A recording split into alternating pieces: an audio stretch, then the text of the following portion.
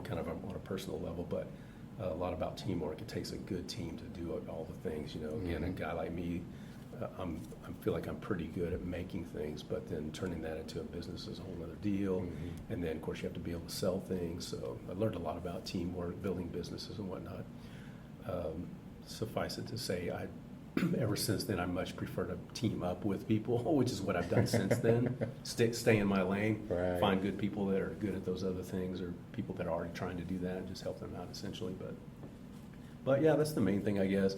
We were really early on, so there were a lot of challenges, you know. Even licensing, it took us well over a year to get a license, just because there's, you know, I guess part of that, the TTB was just overwhelmed with the growth of distilling at the time. They didn't have the people or the knowledge even about how to process all of that, so that took forever. And then, you know, even on, say, a municipality scale, you know, cities trying to figure out, you know, hard alcohol, I'm not too sure about that. It's kind of scary.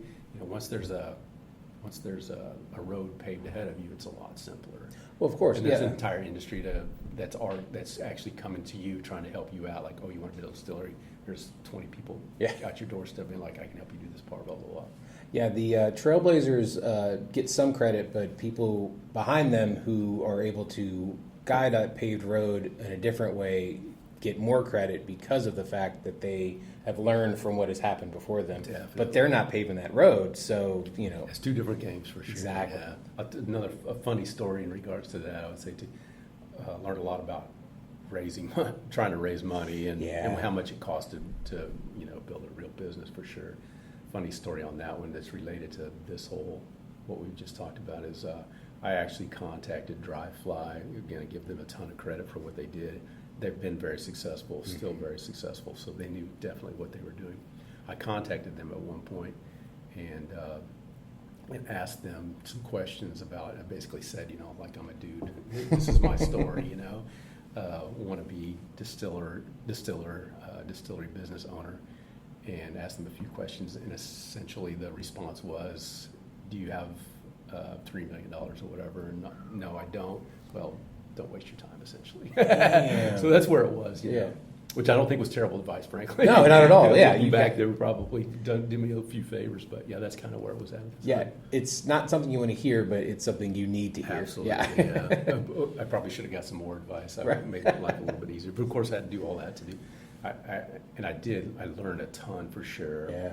And again, as far as the product goes, what I was trying to pull off, I kind of wish I'd stuck with it because, you know, as you know, malt whiskey is all the rage now, and probably will continue to be for a while. And darn it, I was doing that then, you know, and I kind of gave up on it.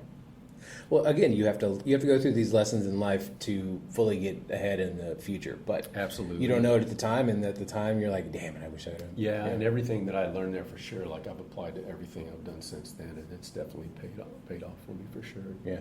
So what brought you to Texas? Revolver Brewing Company actually brought me down here.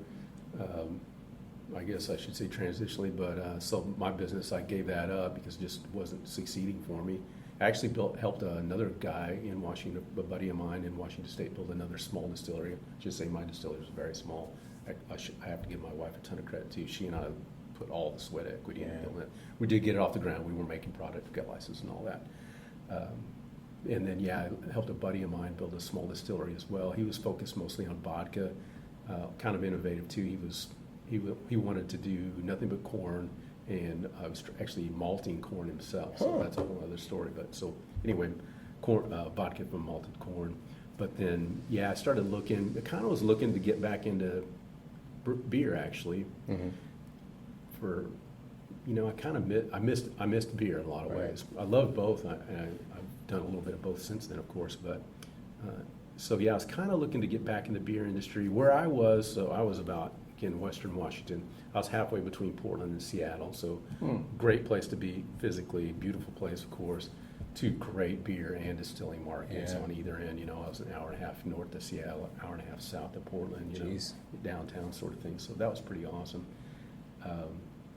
Kind of missing beer, but again, where I was, not a lot of opportunity. I was fortunate where I said I was for 12 years there, that we built a great business in a kind of a rural area, so it was kind of a dream thing in that regards. And then not having that anymore, my options were mostly in Seattle and Portland. Didn't want to move to Seattle and Portland necessarily. So my wife and I started talking, and I had ton of experience to offer. So we literally started looking nationwide, and I interviewed with places all over the nation, and had a great Zoom interview with Revolver, Grant Wood there, the brewmaster, and they offered me, so brought me down here as a senior brewer, which was 9 years ago or something like that. Wow.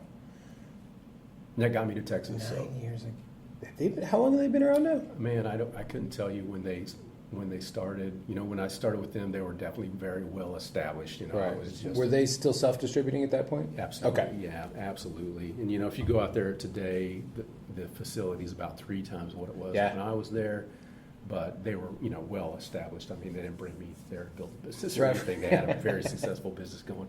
Blood and Honey was raging, of course. And essentially, they hired me mostly. They were already running 3 shifts a day, so essentially brought me on as a quote unquote senior brewer, but mainly to work other shifts and make sure that when they got there at 8 o'clock in the morning, things were working the way they were supposed to be working. Basically, the Blood and Honey got brewed, that night, sort of thing. Yeah, you got to make sure that your ship driver is doing okay. That's it, man. Yeah. And then obviously they've expanded now over into Arlington, inside the Texas Live, which is another fun little area. I should say also I left Revolver long before they sold as well. So they were, wow.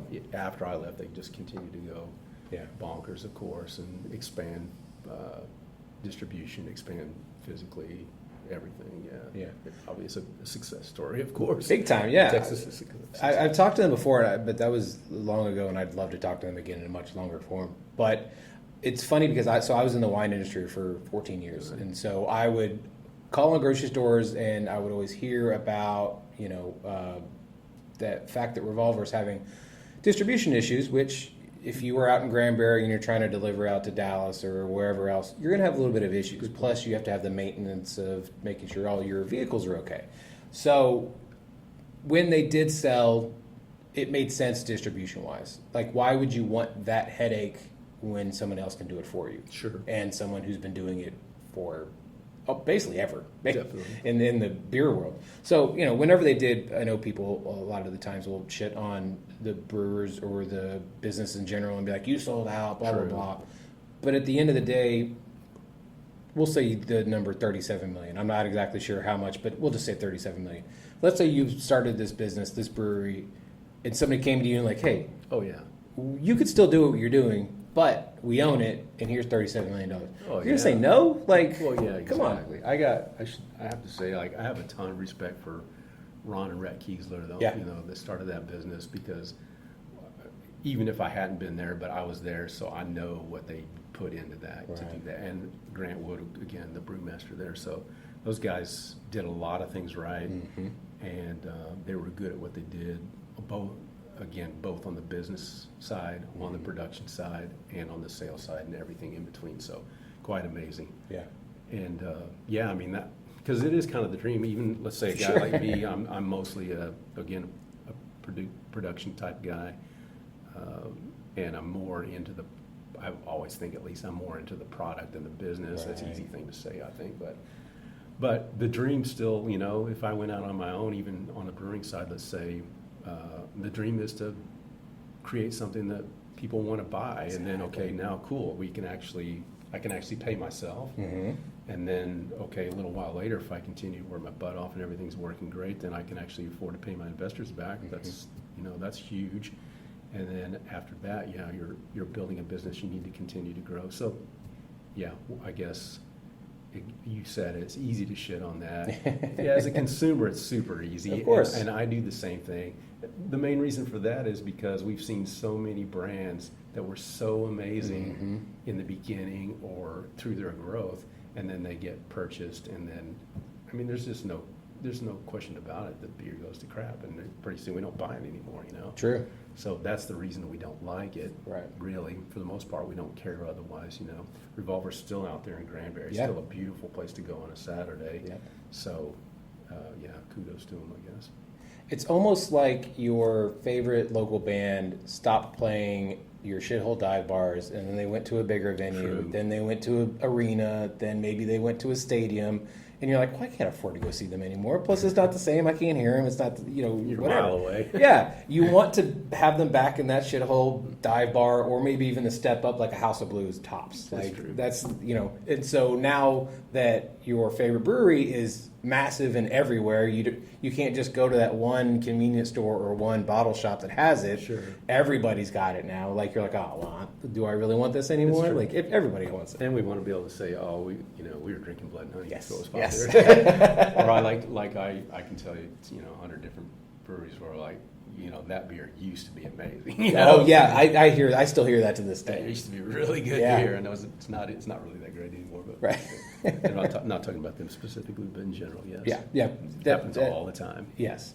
Now, you went to Bishop Cider next, or you went to Legal Draft next? I went to Bishop after Revolver. I was just fortunate to I was fortunate to meet Joel Malone, who owns Bishop Cider, and I'm a sucker for startup, man. Yeah. Like, that's what I love to do. Is just Revolver was a great gig. Those people were amazing to me.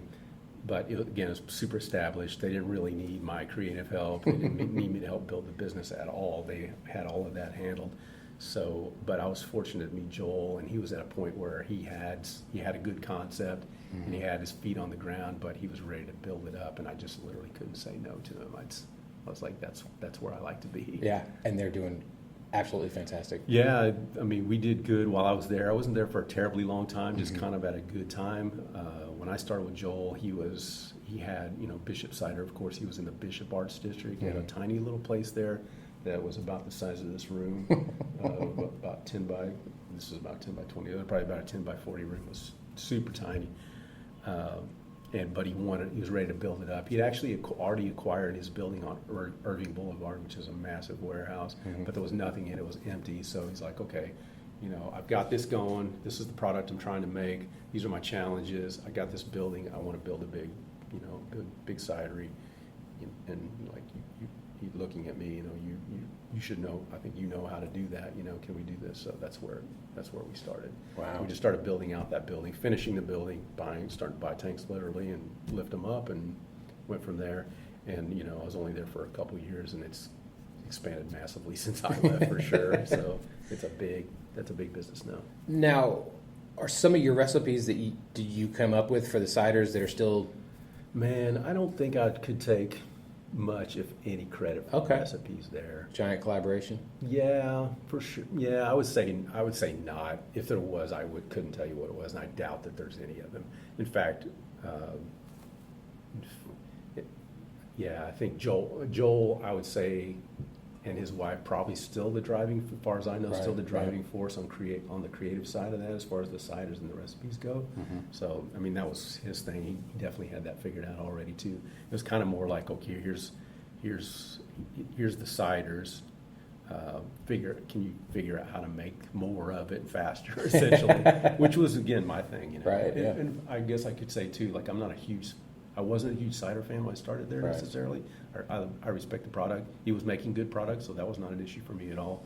I was much more into drinking beer for sure, and still am. So that's probably part of the reason I didn't stay forever, because Joel and I got along great guy. Absolutely loved working for him. Yeah. I'm not super passionate about cider, so when other opportunities came along that I also couldn't pass up, I ended up changing. Otherwise, I'd still be there. No, that makes sense. It is crazy how I thought cider was going to take over more than it did, but here's the other problem. So if you get a cider over in Europe, it is completely different from getting a cider over here in America. Point. If you get a cider here that resembles that, it's a dry one. And so a lot of American palates are not keen to that, are not in tune with it. They enjoy the sweeter things. They enjoy the flavor of things. So a lot of the times the cider over in Europe is fantastic if you get it. Not the same that you get it over here. The American version of it is completely different. Same thing with, again, I was in the wine world, so rosé, traditional rosé is actually technically dry. But over here in America, the Moscato thing took off, sweet wine, Stella Rosa. So people were like, okay, let's get into rosés. Oh, we don't like the French ones. Let's go ahead and make that a little sweeter. So the American rosés are much different, much sweeter. I'm not a fan, but there's enough people out there that are. So it's a gigantic industry. So Couldn't agree more. cider, I think, is roughly the same way. Absolutely, I Yeah. totally agree. Yeah. But I really thought cider